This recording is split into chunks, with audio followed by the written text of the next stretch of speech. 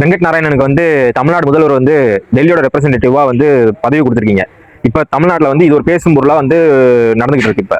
அப்ப இதை வந்து நிர்மல்குமார், அமைச்சர் நிர்மல்குமார் வந்து என்ன சொல்றாரு அப்படின்னா, பிரஸ் மீட்ல சொல்றாரு, அவர் வந்து இக்கட்டான சூழ்நிலை வந்து கூட நின்று இருக்காரு. என்ன மாதிரியான இக்கட்டான சூழ்நிலை அவர் கூட நின்னாரு, கொஞ்சம் நீங்க தெளிவா சொல்ல முடியுமா?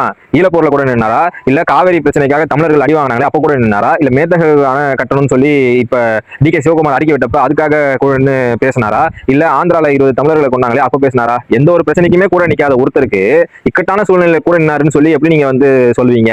அப்ப உங்களுக்கு இக்கட்டான சூழ்நிலை எதுனா, ஜனநாயகம் படம் ரிலீஸ் ஆகாம அது வந்து நெட்ல ரிலீஸ் ஆனோடனே அதனால பெரிய அவங்களுக்கு பாதிப்பு வந்துருச்சு. அந்த டைம்ல வந்து உங்க விஜய் அவர்களை வந்து எதுவுமே சொல்லாம அவர் இருந்ததுனால இக்கட்டான சூழ்நிலையில கூட இருந்தாருன்றதுக்காக நீங்க வந்து அவருக்கு அந்த பதவி கொடுத்துருக்கீங்க. அப்ப முழுக்க முழுக்க தமிழ்நாடு மக்கள் வந்து யார் ஏமாளியா? உங்களுக்கு எப்படி தெரியுது தமிழ்நாடு மக்களை பார்த்தா? இங்க நடக்கிற பிரச்சனை என்ன, இங்க எங்களுக்கு என்ன தேவை அப்படின்ற தெரிஞ்ச ஒருத்தர் தானே நீங்க வந்து நியமிக்கணும். அப்பதானே எங்களுக்காக அங்க அவர் போய் பேச முடியும். அப்ப அங்க எங்களுக்காக அவர் குரல் கொடுக்க முடியும். இதை எதுவுமே தெரியாத ஒருத்தர் நீங்க எப்படி போடுவீங்க?